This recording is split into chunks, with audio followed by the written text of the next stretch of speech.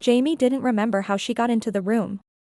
One moment she was scrolling through emails, and the next, she was here, standing in a quiet hallway before a slightly ajar door labeled, in careful script, "What if?" Curious, she pushed it open. Inside was a dimly lit room. Not dark, exactly, just hazy, like a dream half remembered. The walls were lined with shelves stacked with labeled boxes. What if I fail? What if they're mad at me? What if I embarrass myself? What if something bad happens? Each box buzzed faintly, vibrating with the energy of a thought unfinished. Jamie stepped closer. One of the boxes burst open. A scene unfolded midair, a vivid mental movie. Jamie saw herself alone at a party, awkward and silent, eyes darting around as people whispered. Her chest tightened. Her breath caught. Another box popped open, this one louder. What if I can't handle it? In this one, Jamie was in her office, shaking in front of her boss, unable to speak, humiliated. More boxes began to rattle.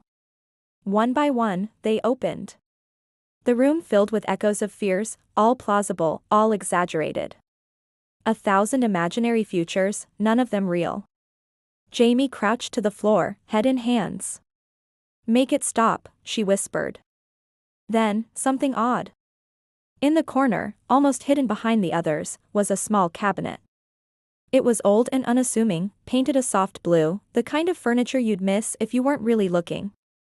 Written on it in delicate handwriting, most likely outcomes. Jamie, trembling, opened the top drawer. It was quiet inside. A card rested neatly on velvet. It read, "You'll be uncomfortable, but you'll manage. You'll stumble, and still be okay. You've handled hard things before, and grown stronger every time." Jamie stared. The buzzing from the other boxes dulled slightly. She opened another drawer. You might feel anxious, but it will pass. Not everything will go perfectly, but you don't need perfection to be safe, to be loved, to keep going. Each card was steady. Gentle. Grounded. True. Jamie stood up, still shaken, but more solid. She looked around the room of what if and realized, the door had never locked.